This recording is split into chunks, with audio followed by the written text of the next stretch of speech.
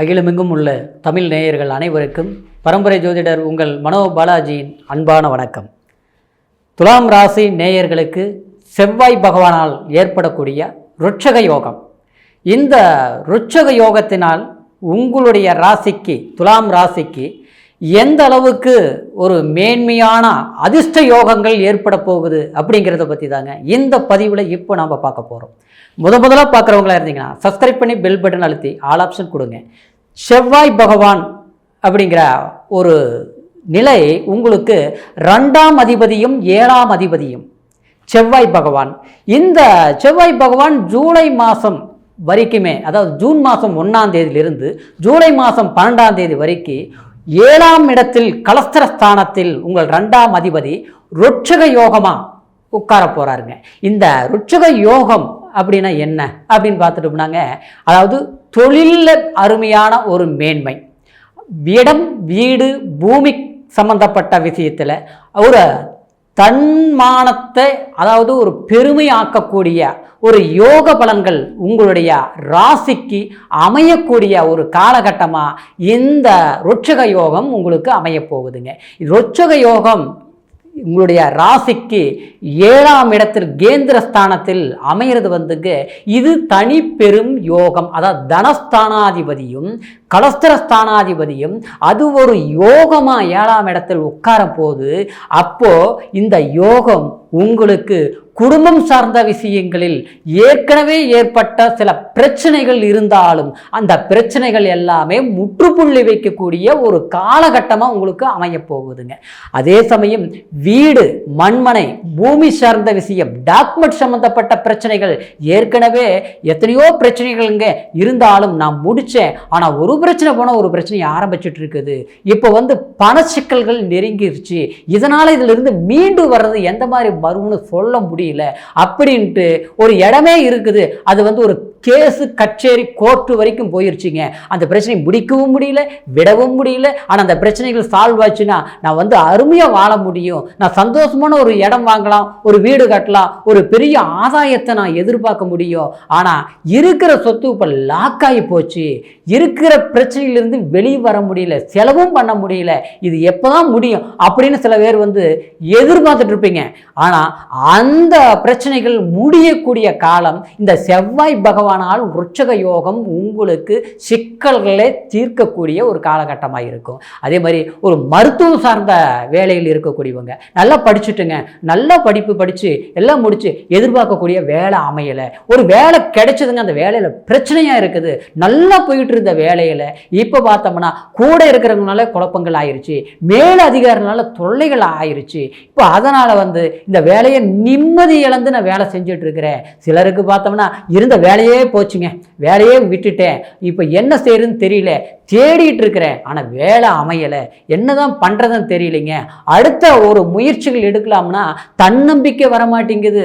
முயற்சிகளுக்கு தகுந்த மாதிரி ஒரு பலன் வந்தால் தானே ஒரு தெம்பாக செயல்படுத்த முடியும். எதுவுமே அடுத்தவங்களுக்கு ஒரு உதவி செய்தால் அவங்களுக்கு நல்லது நடக்குது, ஆனால் தனக்கு எதுவுமே சாதகமாக முடிய மாட்டேங்குது அப்படின்னு நினைக்கக்கூடிய, அதாவது துலாம் ராசி நேயர்களுக்கு கண்டிப்பாக உங்களுக்கு எதிர்பார்க்கக்கூடிய சில நல்ல விஷயங்கள், வேலையில் இருக்கக்கூடிய பிரச்சனைகள் தீரும், புதிய வேலை தொடங்கக்கூடியவங்களுக்கு, எதிர்பார்க்கக்கூடியவங்களுக்கு வேலை வாய்ப்பு நிச்சயமாக ஏற்படும் இந்த ருட்சக யோகத்தினால். அதே சமயம் சிலருக்கு பார்த்தோம்னா வாழ்க்கையில், அதாவது எல்லாமே இருக்குது, வீடு இருக்குது, வாசல், சொந்த பந்தம் எல்லாமே இருக்குது, ஆனால் நல்ல ஒரு சம்பளமும் வாங்கிட்டு தான் இருக்கிறுங்க, ஆனால் ஒரு திருமணத்தை பண்ண முடிய மாட்டேங்குதுங்க. திருமணம் தடையாகவே இருக்குதுங்க. எங்கே போனாலும் பொண்ணு பார்த்தா பொருத்தம் இல்லை, பொருத்தம் நல்லா இருந்தா பொண்ணு பிடிக்கல, பொண்ணு பிடிச்ச பொண்ணு பார்த்தோம்னா கடைசியில் பார்த்தா அது ஏதாவது ஒரு வழியில் யாராவது ரூபத்தில் கட் பண்ணி விட்டுறாங்க.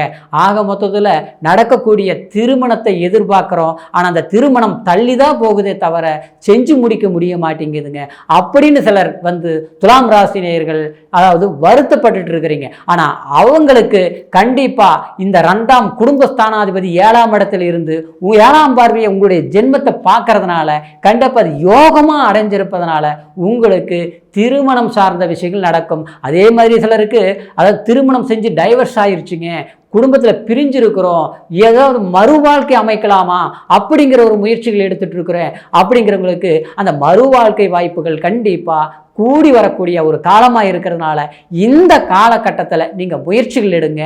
கண்டிப்பாக வாழ்க்கையில் ஒரு சிறப்பான மன வாழ்க்கை அமையும். சிலருக்கு கல்யாணம் நடந்தவங்களுக்கு புத்திர பாக்கியம் லேட்டாக இருக்குதுங்க, குழந்தை பாக்கியம் இல்லை அப்படிங்கிறவங்களுக்கு குழந்தை பாக்கியம் கண்டிப்பாக இந்த ருட்சக யோகத்தினால் உங்களுடைய மன வாழ்க்கை சிறக்கக்கூடிய புத்திர பாக்கியம் அமையும். அதே சமயம் இந்த செவ்வாய் காரகத்தவம் அப்படின்னா இது செவ்வாய் பகவானால் ஏற்படக்கூடியது பூமி சம்பந்தப்பட்டது, வீடு கட்டடம் சம்பந்தப்பட்டது. சிலருக்கு வீடு கட்டணுங்க, பாதியில் நின்று போச்சு, ஒரு லோன் எதிர்பார்த்துட்டு இருக்கிறேன், வரவே இல்லைங்க, கிடைக்கவே இல்லை, தள்ளி தள்ளி போயிட்டு இருக்குது அப்படின்னு நினைக்கக்கூடியவங்களுக்கு கண்டிப்பாக ஒரு அரசாங்கத்தினால் ஒரு செல்வாக்கோ இல்லை ஒரு பிரைவேட் லோனாக இருந்தாலும் குறைந்த வட்டியில் கிடைக்குமா அப்படின்னு எதிர்பார்க்குறவங்களுக்கு கண்டிப்பாக கிடைக்கக்கூடிய பாக்கியம் இந்த ருட்சக யோகத்தை ஏற்படுத்தும். சிலருக்கு பார்த்தோம்னா ஒரு அவசரத்தில் திடீர்னு ஒரு தேவையில்லாத ஒரு விரைய செலவு வந்துருச்சுங்க, அப்போ அதிகமான இன்ட்ரெஸ்ட்டில் வாங்கிட்டுங்க, ஆனால் அந்த வட்டி ஆரம்பத்திலேருந்து வட்டி தான் கட்டிட்டு இருக்கிறேனே தவிர ஆனால் முதல் கட்டவே முடியல. மறுபடியும் பார்த்தோம்னா கடன் மேலே கடன் ஆயிருச்சு, இப்போ பார்த்தோம்னா கட்ட முடியுமாங்கிற பயமாக இருக்குது, வேலையிலையும் பிரச்சனையாயிருச்சு, கடனும் அதிகமாயிருச்சு, வட்டி கட்டி சமாளிக்க முடியலைங்க, அடுத்தவங்களுக்கு நல்லா தாராளமாக செலவு பண்ணிட்டு நிம்மதியாக இருந்துங்க. ஆனால் இப்போ பார்த்தோம்னா 45 40 50 வயசு பக்கம் ஆகிப்போச்சு. ஆனால் இன்னைக்கு மனசில் பயம் வந்துருச்சு, நம்மளால வாழ முடியுமா, சாதிக்க முடியுமா, நம்ம குழந்தைங்களை கரை சேர்க்க முடியுமா, மன வாழ்க்கையில் மகிழ்ச்சியான ஒரு குடும்ப வாழ்க்கையில் இருந்து தகப்பனாக இருந்து நம்ம குடும்பத்தை மேன்மை பண்ண முடியுமா அப்படிங்கிற குழப்பங்கள் வருதுங்க, பயம் வருதுங்க, படுத்த தூக்கம் வர மாட்டேங்குது, விடிய விடிய யோசிக்கிறேன், ஆனால் எதை செய்யலாம், என்ன பண்ணலாம் ஒன்றுமே புரிய மாட்டேங்குதுங்க.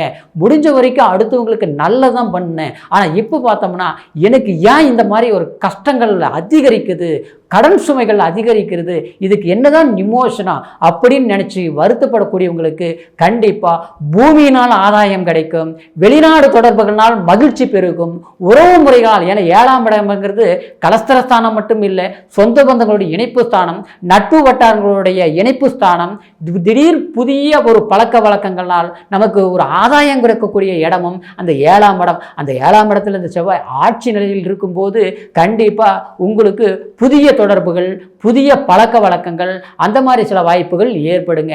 குறிப்பாக இன்னும் சொல்ல போனோம்னா ஒரு பூமி பிரச்சனைகள் இருக்குதுங்க, ஒரு சொத்து இருக்குது, அது விற்கவே முடியல அப்படிங்கிறவங்களுக்கு இந்த காலகட்டத்தில் நீங்கள் முயற்சிகள் எடுத்தீங்கன்னா கண்டிப்பாக உங்களுக்கு அது ஒரு நல்ல ரேட்டில் விற்க முடியும். சிலர் பார்த்தோம்னா ஏதாவது ஒரு வீடு வாங்கலாம்னு நினச்சேன், ஒரு இடம் வாங்கலாம்னு நினச்சேன், கொஞ்சம் பணம் இருக்குது, ஏதாவது ஒரு லோன் அமைஞ்சதுன்னா ஒரு வீட்டை கட்டலாம்னு நினைக்கிறோம், ஆனால் அமைய மாட்டேங்குதுங்க, லோன் கிடைக்க மாட்டேங்குது அப்படின்னு நினச்சிட்டு இருப்பீங்க. ஆனால் அப்படியேப்பட்டவங்களுக்கு வீடு கட்டுற யோகம் இந்த ருட்சக யோகம் ஏற்படுத்தி கொடுக்கும். ஏற்கனவே கடன் சுமைகள் இருக்கக்கூடியவங்களுக்கு 8ஆம் பார்வையை இந்த செவ்வாய் பகவான் 2ஆம் இடத்தை தனஸ்தானத்தை பார்க்கறதுனால கண்டிப்பாக கடன் பிரச்சனைகள் தொந்தரவுகள் இருக்கக்கூடியது கண்டிப்பாக உங்களுக்கு அதாவது பழு சுமையும் சில வாய்ப்புகள் தேடி வரும், சம்பள உயர்வுகள், அதாவது பணவரவு தனவரவுன்னு சொல்லக்கூடிய ஒரு நன்மைகள் ஏற்படக்கூடிய ஒரு காலகட்டமாக இருக்கிறதுனால நம்மளுடைய கடினமான முயற்சி தான், தெளிவான சிந்தனை தான் உங்களுக்கு இந்த ருட்சக யோகம் மேன்மை கிடைக்க போகுது அப்படிங்கிறதுல தெளிவாக இருந்து முயற்சிகள் எடுங்க. அடுத்தது பார்த்துட்டோம்னா உங்களுக்கு 4ஆம் அதாவது செவ்வாய் பகவான் இந்த ருட்சக யோகத்திலிருந்து 4ஆம் பார்வையாக உங்களுடைய ராசிக்கு 10ஆம் இடத்தை தொழில் ஸ்தானத்தை பார்க்குதுங்க. குறிப்பாக உங்களுக்கு அதாவது இரும்பு மோட்டார் மெஷின் சம்மந்தப்பட்ட ஒரு வேலைகள் செய்யக்கூடியவங்க, அதே மாதிரி விவசாயம் தானிய சம்மந்தப்பட்ட வேலையை செய்யக்கூடியவங்க, வியாபாரம் சம்மந்தப்பட்ட தொழில் பண்ணுறவங்க, ஏற்கனவே செஞ்சு எல்லாம் நஷ்டம் அடைஞ்சு போச்சுங்க. எல்லாமே முதல் போட்டேன், ஆரம்பத்தில் நல்லா தான் இருந்ததுங்க, போக போக பார்த்தோம்னா மொத்தமாக படுத்துருச்சு, இப்போ அந்த வேலையை செய்யவும் முடியல, செய்யாமல் இருக்கவும் முடியல, என்னதான் பண்ணுறதுன்னு தெரியலைங்க, ஏதோ புதுசாக ஒன்று தொடங்கலாமா அப்படின்னு மனசில் படுதுங்க, ஆனால் செய்யறதுக்கு பயமாக இருக்குதுங்க அப்படின்னு நினைக்கிறவங்களுக்கு கண்டிப்பாக தைரியமாக துணிஞ்சு புதிய முயற்சிகள் எடுங்க. கண்டிப்பாக உங்களுடைய முயற்சி உங்களுக்கு மேன்மையே கிடைக்கும். அரசாங்கத்துறையில் வேலை செய்கிறவங்களுக்கு பணிச்சுமை அதிகமாக இருக்கும், மன அழுத்தங்கள் அதிகமாக இருக்கும்.